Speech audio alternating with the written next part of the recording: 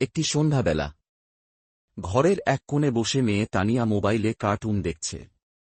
পাশে বসে আছেন বাবা। কিছুক্ষণ পর বাবা গম্ভীর গলায় বললেন, তানিয়া, মোবাইলটা বন্ধ করো মা। তানিয়া মুখ ভার করে বলল, আরেকটু দেখি বাবা, প্লিজ। বাবা নরম গলায় বললেন, অনেকক্ষণ ধরে মোবাইল দেখছ, চোখে ব্যথা করবে তো। চলো আমরা বরং গল্প করি। তিনি জানালার দিকে আঙুল দেখিয়ে বললেন, দেখো বাইরে কি সুন্দর চাঁদ উঠেছে। তানিয়ার বাবার কথায় কিছুটা আগ্রহ জন্মাল। ও মোবাইলটা বন্ধ করে ঘেঁষে বসল। বাবা জিজ্ঞেস করলেন, আজ কিসের গল্প শুনতে চাও মা?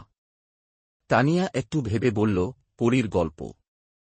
বাবা হাসি মুখে বলতে শুরু করলেন, অনেক অনেক দিন আগে এক দেশে ছিল এক ছোট্ট পরী, তার ছিল রূপোলি ডানা। বাইরে তখন জ্যোৎস্না ছড়িয়ে পড়েছে। ঘরের নরম আলো বাবা মেয়ের গল্প জমে উঠল। মোবাইলের কৃত্রিম আলোর চেয়েও এই মুহূর্তের মায়া ওদের দুজনকে আরও বেশি আপন করে নিল।